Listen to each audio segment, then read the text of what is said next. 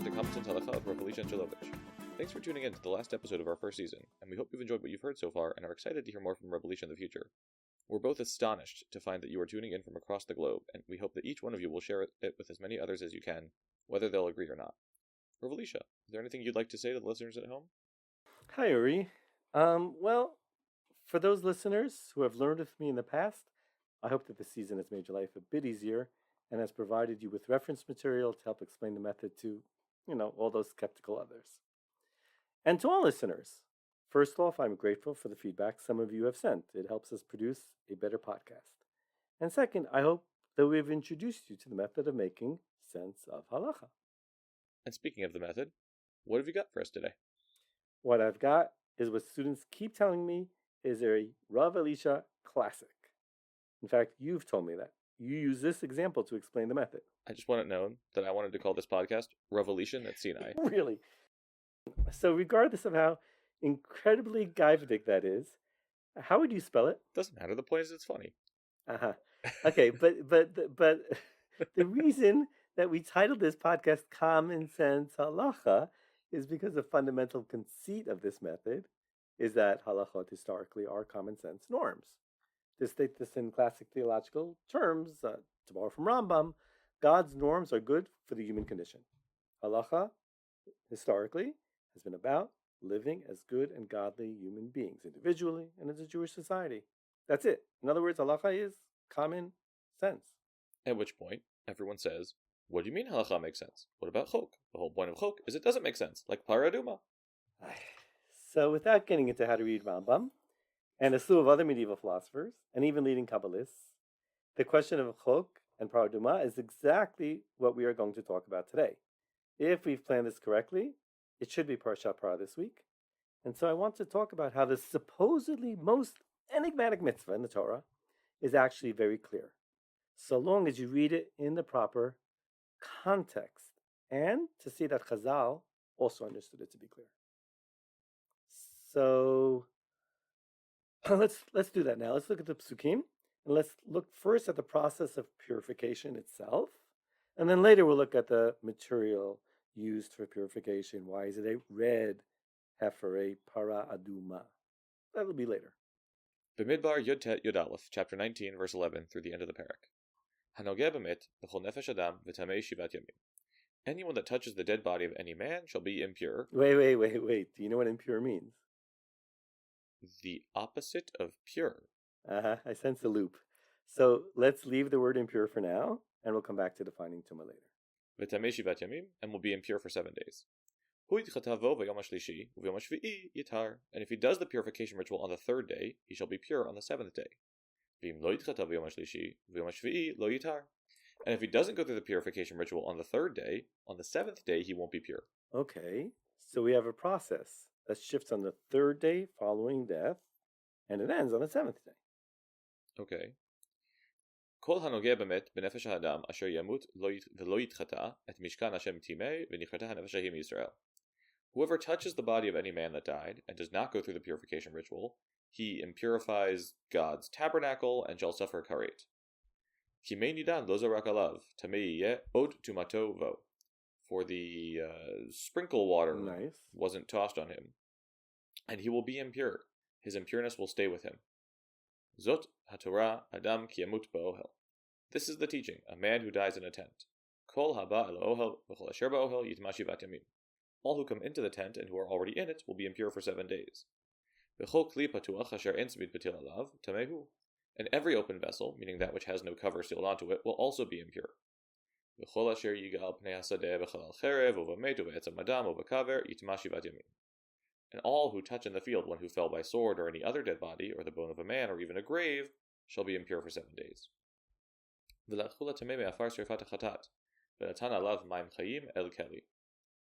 And they shall take to the impure person the ashes of the burnt offering, and spring water shall be put together into a vessel. And a pure person shall take some ezov. Yes, ezov. That's a good question. There are a number of possibilities here. There are, in fact, articles written about this.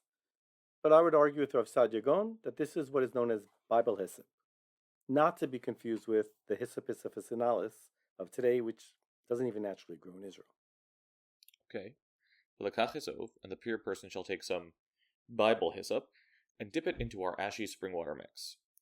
V'hiza ala ohel v'ala kelim, and he shall sprinkle the water mixture on the tent and all the vessels. V'al nefashot asher hayusham, and on all the persons who were there. I'm going to guess that Bible hyssop serves some sort of practical spritzing purpose, a proto-super soaker, if you will. Okay, nice. Bible hyssop, also known as Origanum syriacum or Lebanese Syrian oregano, is the main herb in the za'atar spice mix and is an aromatic perennial herb in the mint family. And it provides a nice aroma in the house as a person is being spritzed. But beyond that, it is in a sense a proto-super soaker, as you put it, because it has a high density of relatively shape-holding leaves and branches, which are covered in a hair-like substance. Hair-like? They're fuzzy. I thought Fuzzy Wuzzy had no hair. Yeah, yes. Continuing. Val hanogeh ve'etzem ova chalal ova met ova kaver, and on the one who touched a bone, or one who was slain, or a dead body, or a grave. V'hiza tahor latamei b'yom hashlishi u'yom hashvi'i, v'chito b'yom hashvi'i, v'chibes begadav, v'rachatz b'mayim v'tahar ba'arev. And the pure shall sprinkle on the impure on the 3rd day, and on the 7th day. And on the 7th day he shall purify himself, and launder his clothes, and wash himself in water, and be pure in the evening. V'ish asher yitma v'lo yitchata, v'nichrata hanefesh hahi mitoch hakahal, ki emikdash Hashem timei, mei nidad lo zorak alav tamei hu. And the person who is impure, and does not purify himself, shall earn karet. Good. So now we've completed the 7-day process. Okay.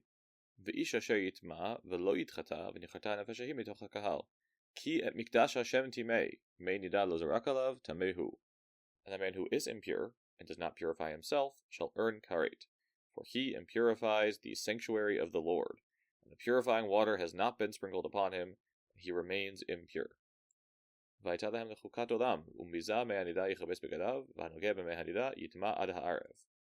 this shall be for you a law forever. The one who sprinkles the cleansing water shall wash his clothes, and the one who touched the water shall be impure until the evening. Hold on, what does that mean, touched the water? Based on the order of the text, it means the one who touched the leftover waters. But once we explain what tumah is, then we'll come back to why that matters. Okay. V'chol asher yigavo hatamei yitma, v'anefesh hanogat titma ad ha'arev. And all who touch the impure shall be themselves impure, and the afflicted soul shall be impure into the evening. Oh, okay, good. That's a good Orthodox lowercase o reading. But let's unpack it and understand it a bit better. Can you tell me the story of what we just read in your own words? I can do my best, but I'm not really sure I understood everything I just read. What do you mean you don't understand it? It's common sense. I'll leave you the Torah if you leave me the jokes. But that was funny. Okay, story time. We have someone who, for some reason or another, is in a tent with a dead body. And Wait. What do you mean for some reason or another? There are only so many reasons that one would be in a tent with a dead body. If you find yourself in a tent with a dead body, it is because you are a family member or a family member equivalent of closeness to the deceased. Edge cases aside, the only reason you'd be allowed to be near the person near death is if you two were close. Which means? That someone close to you has died, and that has had some sort of emotional effect on you. Good. All of which means you're experiencing deep emotional trauma, which is why we tell you to take a break from society for 7 days to process it. Exactly. We tell them they are tamei. Wait, now tell me what tamei means based on what you just told me. It means that you're carrying some sort of negative emotional weight that is so heavy that you would be expected to need to withdraw from the world. And other people may even want to limit contact with you, because those who even just witness your pain would inevitably end up feeling a less powerful negative emotional weight.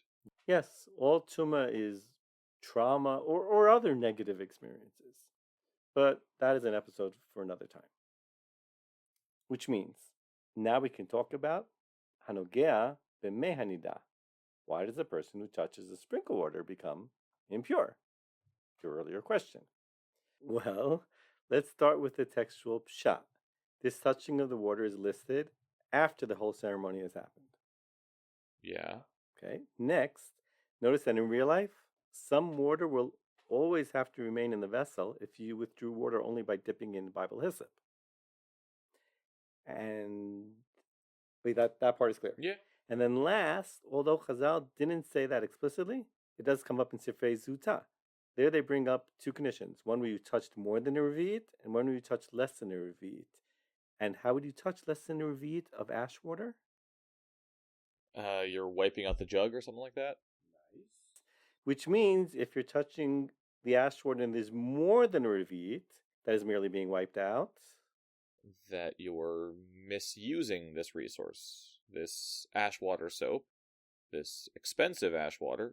Ignore the fact, listeners, that I'm not supposed to know it's expensive yet. We'll find out together later. Was set aside for this particular kadosh purpose, and you've skimmed off the top to take your own quick shower. Exactly. But it may have been truly leftover soap.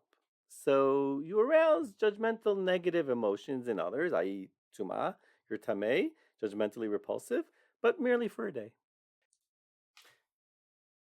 So now, let's continue reviewing these psukim and tell me what happens after the original person became tameh.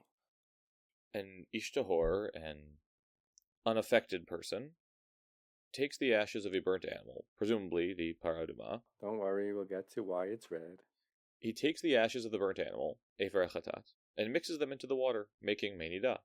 Good. And Mei Nida, Nida means moving, so what does the Torah say to do with the water, with this ash water? To move it in the general direction of someone's face. That is, to spritz them with it.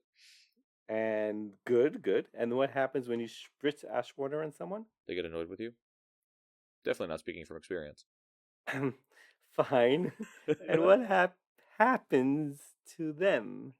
I think I remember reading a biography of Ben Franklin when I was in third grade, that his parents used tallow, condensed animal fat, to make soap and candles. And so if you burn an animal, I assume some of the fat will remain liquid, even while the rest becomes ash, which means that ash water is some sort of proto-soap, and then if we spritz the guy, we're actually just giving him an involuntary shower. Interesting. Yes, the Torah may indeed mean ashes mixed in the fat, because the Torah and any text often assumes that referring to one ingredient or aspect causes a reader or listener to picture all the inherently related ingredient aspects that are also meant, which is a concept you remember from high school English.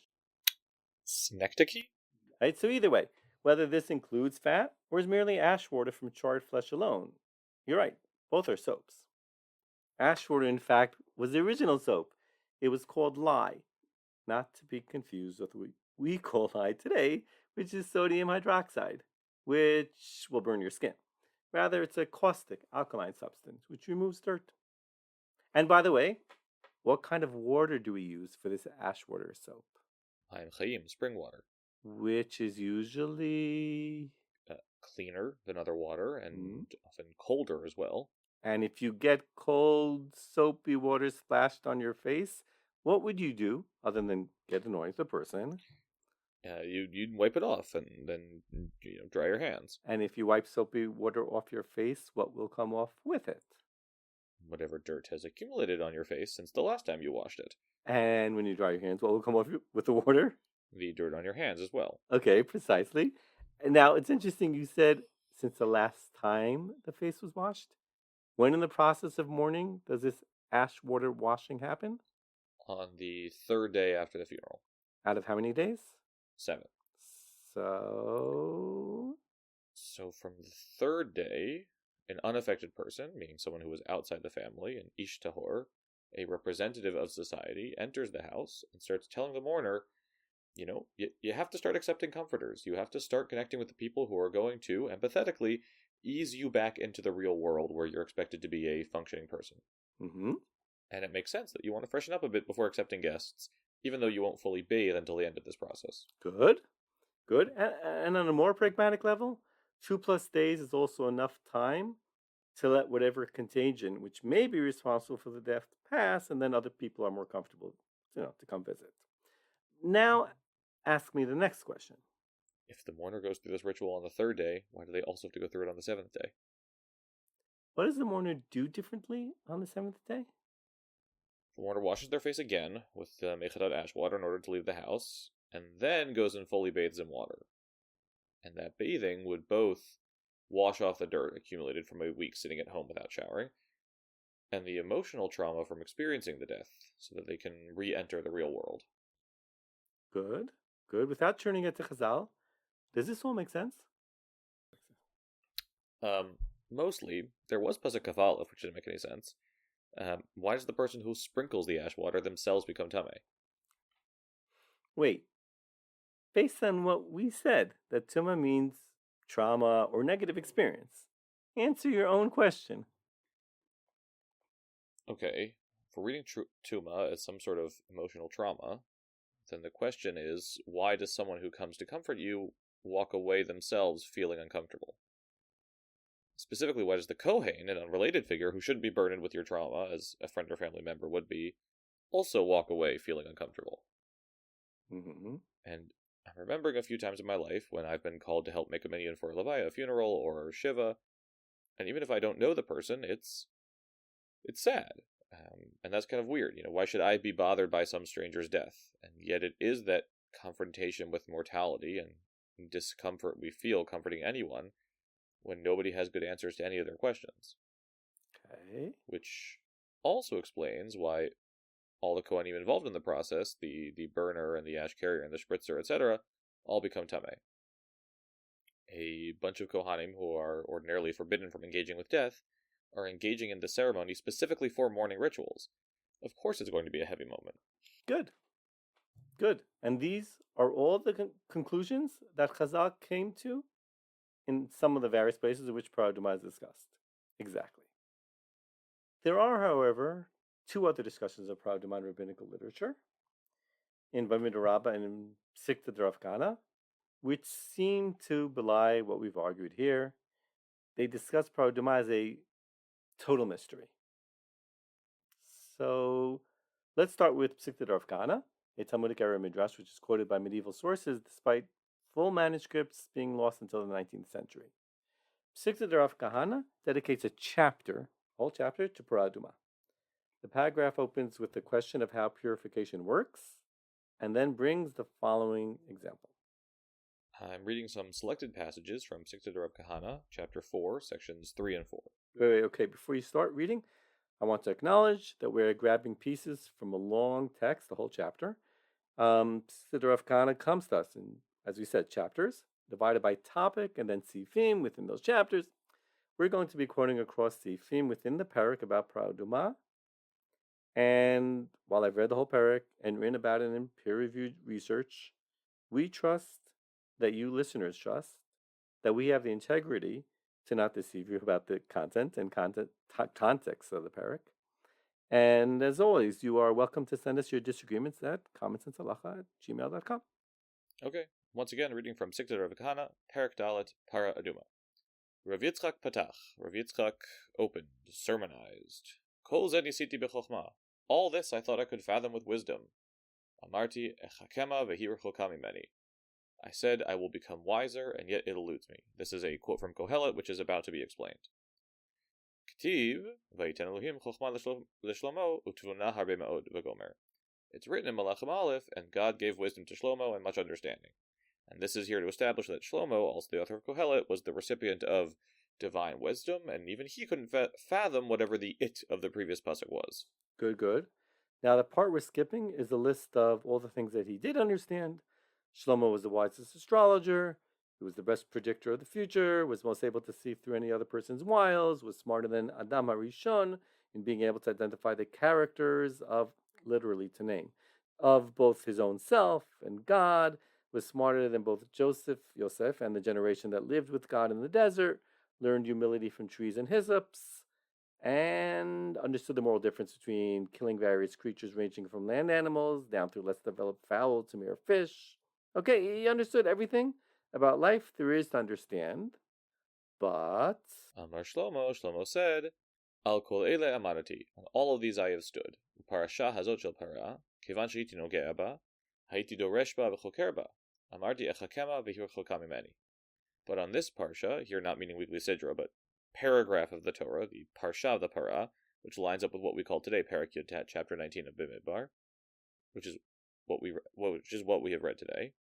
But this Parsha of Para Aduma, every time I would get to it, I would expound on it and research it, approaching it with my wisdom.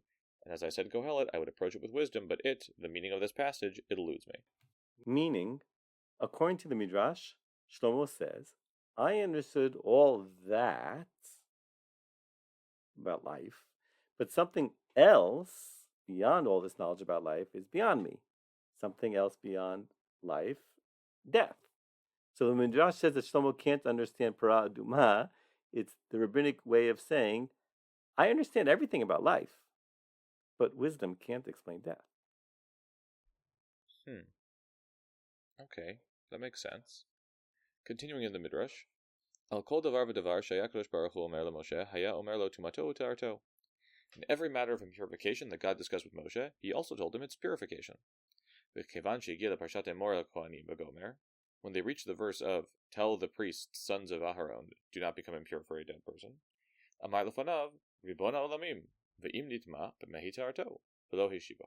Moshe said before God, Master of the world, when one does become impure, how does he become pure? And God did not reply. Potasha nitarkemu panav shel Rabbeinu Moshe. Hadahi dichtiv, ve'od panav yishuneh.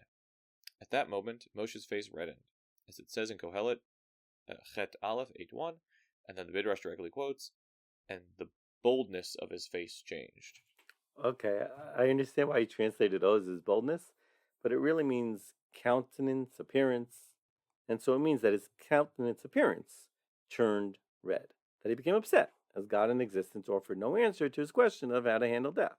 Bekevan she'egia leParsha shel Para, Amar lo Kadosh Baruch Hu, Moshe, Otah ha'amira she'amarti lecha emor leKohanim v'gomer.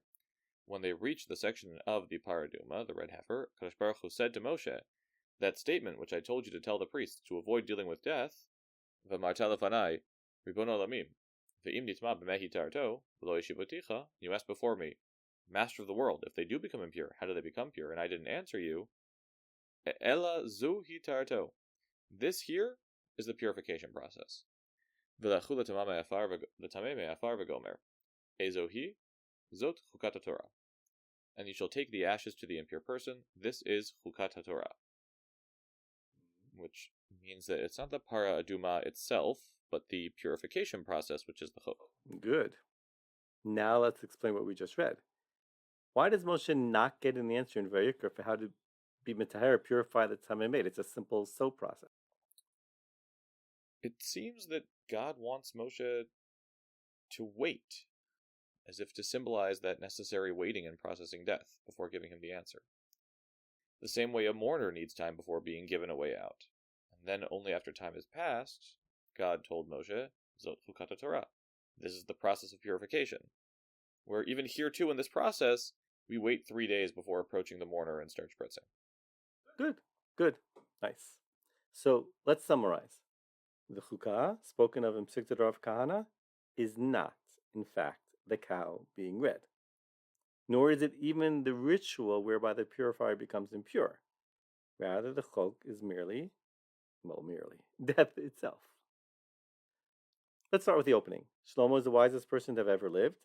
And here is a list of all the things Shlomo figured out about life. And why do these things work the way they do? And what eludes him? No, the section on Para Aduma, which covers the redness of the cow, the purification process with the cow, and the purification process with the mourner.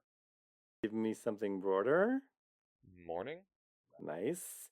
This passage, this parsha, this parak is really about death and how to respond to it.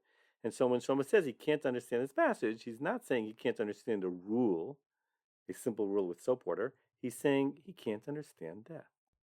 But of course he doesn't understand death. No one understands death. That's not even a point worth raising. Really? Nobody in the history of rabbinic or Near Eastern literature has ever questioned why death exists? We return to my common refrain. I'm 24 and I'm an idiot. There's a story of Rabbi Eliezer dying early on in Brachot, where Rabbi Yochanan comes to comfort him. And he finds Rabbi Eliezer crying, and he asks him why. Is it because you didn't learn enough Torah, or because you're not wealthy? Which are really just all questions. Are you crying because your legacy won't live on? And Rabbi Eliezer says no. It's because his beauty will disappear, meaning he physically will stop existing. And he's crying because he's considering human mortality. And then they both cried because they couldn't confront death. Nice. And then, of course, there's the Epic of Gilgamesh, whose second half is all about the search for immortality. After his best bro Enkidu gets knocked off by the gods, he goes to talk to Utnapishtim, the famous Babylonian Noach counterpart, and the only recipient of immortality from the gods. And Gilgamesh goes to visit him to learn how to conquer death, and then discovers he can't even conquer sleep, showing just how far off we are from understanding the great mystery of life, which is death. Whoa, I guess I never thought about death before. Dying seems pretty bad. Guess good thing I don't plan on doing it. And now we've returned to your other common refrain. I'm a genius and I'm never going to die. Fine. Good. It is a great mystery of existence, right? And thus... Of course Shlomo couldn't figure it out. He goes through the whole list of things he understands about life, and then he can't understand death. Exactly. And now we actually understand the chok of Para Aduma, the chokness of Para Aduma. It's not why on earth is there a red cow. That's not a question ever even addressed by Chazal anywhere, making it apparently obvious to them. But why does death even exist in the first place? What about that second text you talked about in Bimba Rabbah? Presumably the famous one where Rabbi Yochanan ben Zakkai is interrogated by a non-Jew who argues the process of Para Aduma smacks of witchcraft. So, as I showed in the book chapter, we'll link in the description, Rabbi Yochanan responded to a Gentile Christian. The word there used there to describe the non-Jew is amin, as well the content of his claim show that he was an early follower of Jesus, who claimed that death had been overcome, and Rabbi Yochanan ben Zakkai argued that Christians with their exorcisms should recognize that human sadness and madness and pain over death had not been overcome. Then, after the rebuttal of the Christian claim that death had been overcome, Rabbi Yochanan ben Zakkai responded to his students, who asked despairingly, does this process really help or matter? And Rabbi Yochanan answered that even as water itself has no power to purify one from death, death does not necessarily have the power to leave a permanent emotional impurity on others either. And God, existence's master, has guided us to respond to death through these steps. These are God's instructions, inherent laws of conduct, i.e. gzera, for dealing with death. I should add, this midrash is also found in Pesukei Rav Kahana, and there are words that continue after the midrash, but those words are merely a refrain that the editor of the chapter in Pesukei Rav Kahana just keeps adding at the end of each midrash. They're not part of the actual midrash. So, okay, so now we've explained everything. Except for one thing. Oh, okay, fine, you noticed. Fine. So I suppose we have to answer everyone's burning question. Why a Para Aduma? Why a red heifer? And what's the deal with the ceremony of how it's burned? So let's read the psukim in the preparatory ceremony of burning the Para Aduma for its eventual use in the mourning process. Okay, same place as before, from the top of the parak to Pasuk Zayin. Vaydaber Hashem al Moshe vel Aharon lemor, and Hashem spoke to Moshe and Aharon, saying, Zot chukat Torah asher tivah Hashem lemor. This is the law of instruction that Hashem has commanded you to say. Daber el bnei Yisrael, vayikchu elecha para aduma tmima asher ein bah mum asher lo ala aleha ol. Speak unto bnei Yisrael, take to yourself a pure red heifer that has no blemish on it, and has never had upon it a yoke. V'netatem otah el Elazar kohen, v'otzi otah michutz lemachaneh, v'shachat otah lefanav. And you shall give the cow to Elazar the Kohen, and he will take the cow outside of the camp, and will slaughter it in front of you. V'lakach Elazar Kohen midemah be'etzba'o, v'hiza elanochach pnei ohel moed midemah sheva pamim. And Elazar the Kohen will dip his finger in the blood, and will flick it on the opening of the ohel moed, tent of meeting, 7 times. V'saraf et hapara le'enav, et orah ve'psarah ve'damah al parasha yisrof. And he will burn the cow in his sight, her skin, her flesh, her blood, and even her dung shall be burnt. V'lakach HaKohen eitz erez ve'ezov ushni tulat ve'ishlich el toch sreifat hapara. And the priest shall take cedarwood and ezov, Bible hyssop, and a red thread, and toss it all into the fire. Good.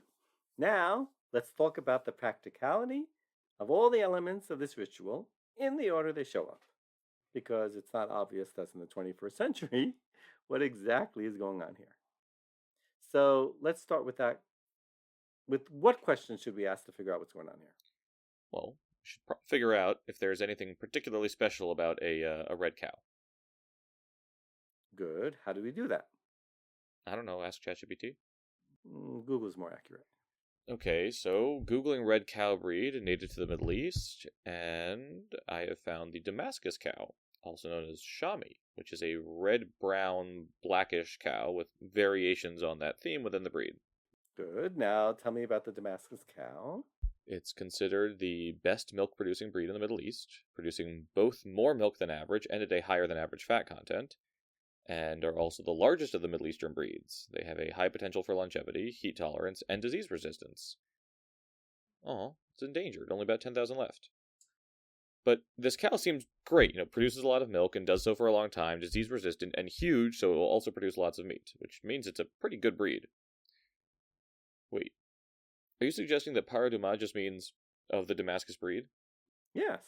Why not just say that? If I tell you stop at a red light, do you know what I mean? Yes, okay. You're saying the same way I inhabit the cultural context in which red light means traffic control signal at an intersection of a road, biblical era Jews would know red cow means what we call today the Damascus cow. Precisely. Accepting Para Aduma as biblical shorthand for this breed, what about the whole total redness thing? Not every Damascus cow is totally red, so why should total redness matter? That is exactly the right question. Why should total redness matter? Are you going to tell me that there's some practical value in redder fur?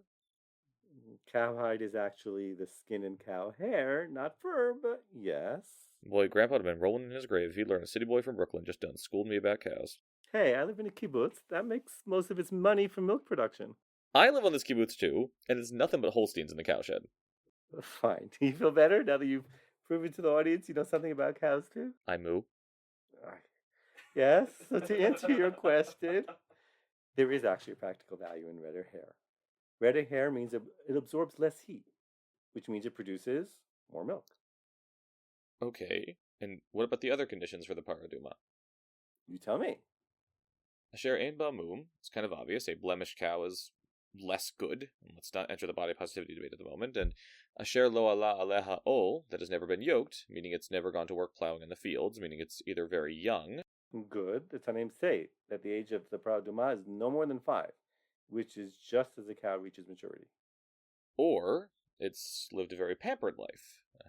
Wagyu beef, the most expensive beef in the world, is famously never worked or made to use its daily massaged muscles in any way.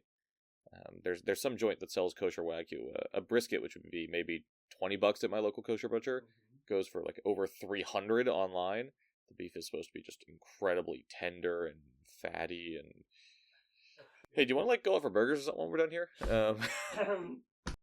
Yes. So the text gives us no reason to believe that Para Aduma is massaged at all, right?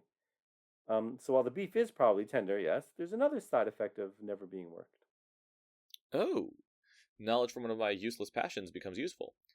Rolls-Royce, the most luxurious car manufacturer, only uses leather from unworked or virgin cows raised in barbed wire-free fields to ensure that not a single stretch or scratch is visible. Let's crack the secret of Para Aduma.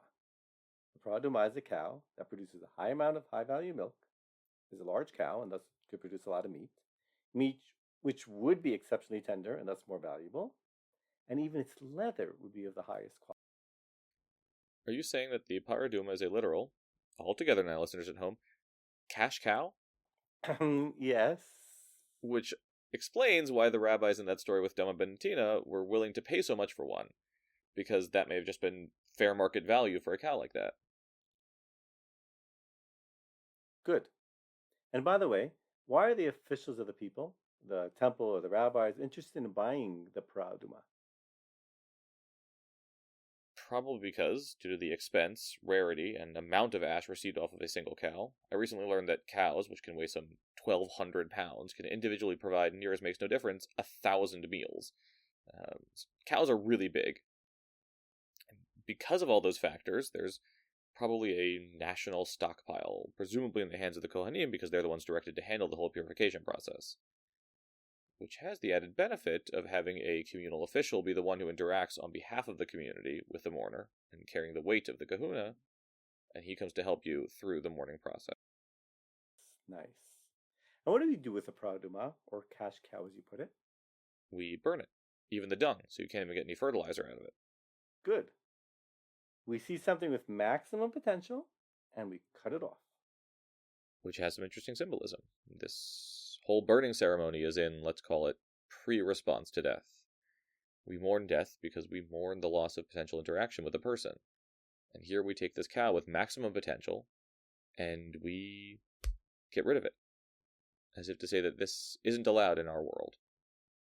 You know what? Yes. Let's actually talk about that, about the pre-response and the burning ceremony.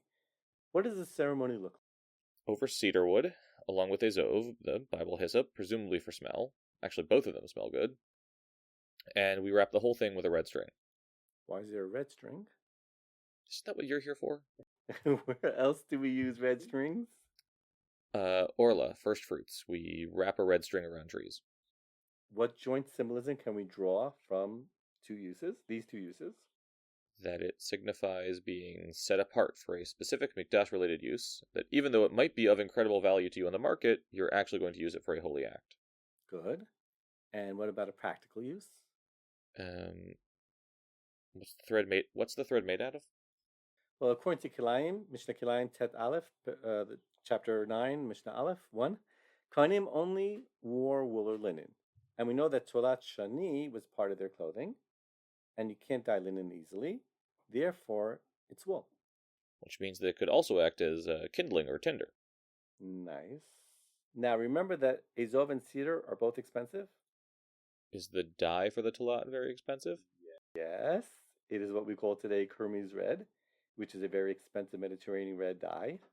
So we have this process where we don't just burn up this wildly expensive cow, but basically everything surrounding the process is as expensive as possible, representing a massive investment, and then we burn it up, which in and of itself is a metaphor for life.